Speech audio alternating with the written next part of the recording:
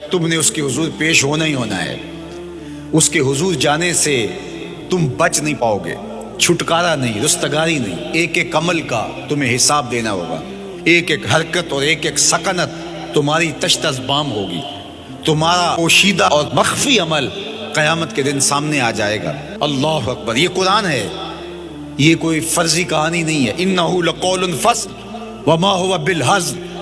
فرمایا یہ قول فیصل ہے، یہ طے شدہ حقیقت ہے، یہ امر واقعی ہے. یہ کوئی مذاق نہیں ہے کہ یوں ہی کوئی کہانی بیان کر رہا ہے. یہ سب کچھ ہونے والا ہے. یہ اپنی آنکھوں سے تم دیکھو گے. آج انکار کرو یا اقرار کرو، تمہیں کھلا موقع دیا ہے. حتیٰ کہ تم کافر بن کے زندگی گزارنا چاہو، نمرود بن کے جینا چاہو، فرعون بن کے جینا چاہو، حامان بن کے جینا چاہو، ہم تجھے دنیا پہ موقع دیں گے. لیکن یہ نہیں ہے کہ جب زندگی کی بساط لپیٹے گی پھر کام ختم ہو جائے گا. نہیں، یہ تمہیں ہمیں فرصت دی ہے، پھر ہم نے تم سے حساب لینا ہے. ایک ایک عمل تمہارے سامنے آئے گا. اللہ اکبر. ذرا غور کیجئے. فآمنوا باللہ، تو بہتر ہے کہ اللہ پر ایمان لاؤ. اس کے حضور تو تم نے آنا ہی آنا ہے.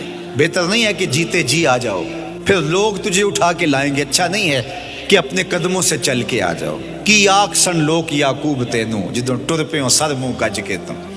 پھر جو کفن کی تنیوں میں لپیٹ کر کے تجھے لے کر کے جایا جائے گا. تو اچھا نہیں ہے کہ اپنے قدموں سے خود چل کے مالک کی دہلیز پہ چلے جاؤ. ایک حدیث میں آتا ہے کہ اللہ بندے کو اپنے سامنے سے ہٹنے نہیں دے گا جب تک اس سے 4 سوال نہیں کر لے گا. آپ دیکھیے، میں دیکھوں کیا ہم ان سوالوں کے جواب دینے کے لیے اپنے آپ کو تیار کر رہے ہیں. پہلی چیز، اللہ پوچھے گا عمر کہاں گزاری. دوسرا سوال، اللہ تعالیٰ علم کے بارے میں پوچھے گا. جو پڑھا تھا بتا، عمل کہاں تک کیا. خلوت، جلوت، زندگی، شام و سحر تیرے اس سیکھے ہوئے علم کی مطابقت میں تھے یا علم عزت دولت کمانے کے لیے پڑھا تھا. تیسری بات، اللہ پوچھے گا مال کمایا کیسے، اور مجھے بتا مال خرچ کہاں کیا.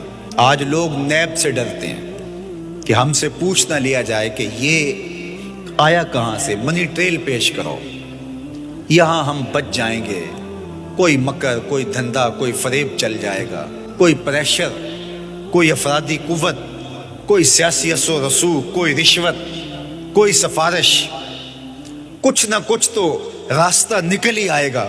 اور آج کی دنیا میں صرف یہی پوچھا جاتا ہے کمایا کہاں سے. یہ نہیں پوچھا جاتا خرچ کہاں کیا. جیسے چاہو خرچ کرو، لیکن وہاں سوال ہوگا وفیما انفقہ، خرچ کہاں کیا. یہ سوال بھی کیا جائے گا. وعن جسم ہی فیما ابلاہ، اور جسم کے بارے میں پوچھا جائے گا اس جسم کو دی ہوئی توانائیوں کو خرچ کہاں کیا. بعض روایت میں ان شباب ہی فیما ابلاہ، جوانی کے بارے میں پوچھا جائے گا تیری جوانی کے خوبصورت دن کہاں گزرے. مجنو بن کے چوکوں میں کھڑا تو نہیں رہا، پارکوں کے گرد پروانوں کی طرح گھومتا تو نہیں رہا، تیری نظر بدکاریاں تو نہیں کرتی رہی، اپنی خواہشات کا غلام بن کے زندگی تو نہیں گزاری، تیری ساری رات 4 انچ کی سکرین کے اوپر بدکاریاں کرتے بسر تو نہیں ہوئی. پوچھا جائے گا بتا جوانی کہاں گزری. جوانی مستانی ہے یہ کہہ کر کے تو نے ہر ضابطے سے چھٹی تو نہیں کر لی تھی، یا جوانی کے تقدس کو تو نے محفوظ کیا اور راتوں کی تنہائیوں میں اللہ کے حضور سجدہ ریزی کرتا رہا. میرے اور آپ کے آقا و مولا نے فرمایا جو جوان جوانی میں توبہ کرے وہ اللہ کو محبوب ہے. اللہ اکبر. اور اللہ جن 7 لوگوں پر اپنے عرش کا سایہ کرے گا ان میں سے ایک شخص کا ذکر کرتے ہوئے فرمایا وَشَابٌ نَشَأَ فِي عِبَادَةِ اللَّهِ، وہ جوان جس کی جوانی اللہ کی عبادت میں گزری. قیامت کے دن جب کوئی سایہ نہیں ہوگا اللہ اسے اپنے عرش کا ٹھنڈا سایہ عطا فرمائے گا. میرے مخاطبین جو اس وقت میرے سامنے موجود ہے بالمشافہ، اور پوری دنیا کے اندر جو اس وقت مجھے دیکھ رہے ہیں، ان میں زیادہ تر تعداد نوجوانوں کی ہے. تو میں آپ سب سے مخاطب ہوں اور آپ کو کہتا ہوں کہ یہ جوانی دوبارہ نہیں ملنی. بندہ کہتا ہے بڑھاپا آئے گا دیکھ لیں گے. جس طرح ہر چیز کا سرور جوانی میں ہوتا ہے، ہر چیز کا لطف بندہ کہتا ہے جوانی میں ہے، سجدوں کا جو لطف جوانی میں ہے وہ کسی اور زمانے میں نہیں ہے. اپنی پیشانی کو سجدوں سے آشنا کرو، اپنی جوانی کو مثل سحر بے داغ رکھنا، اپنے شباب کو الجھنے نہ دینا، اپنے شباب کے تقدس کو پامال نہ ہونے دینا۔ اس کائنات کا بہترین چہرہ وہی ہے جو جنسی کالک سے محفوظ ہے۔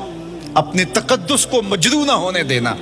تمہاری زندگی شبنم سے پاکیزہ تر رہے، سحر سے پاکیزہ تر رہے۔ تمہاری جوانی اتنی خوبصورت ہو کہ محمد عربی کو رشک آئے تمہاری جوانی پر۔ اپنی جوانی کو آوارگی میں بسر نہ کرنا، اپنی اس جوانی کو دین کے لیے وقف کرنا۔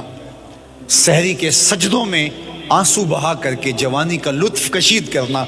جوانی کا لطف اور مزہ رب کے ساتھ محبت اور رب کے ساتھ عشق کرنے میں ہے۔ جوانی کے اندر دل کی بےتابیاں، دل کی بے چینیاں اور دل کی بے قراریاں ذرا مسلح پہ لے کے آؤ۔ عشق کرنا ہے تو کسی آوارہ سے نہیں، عشق کرنا ہے تو رب العالمین سے کرو، آمنہ کے لال سے کرو، تو پھر دیکھنا کہ یہ جوانی کیا نور بخشتی ہے۔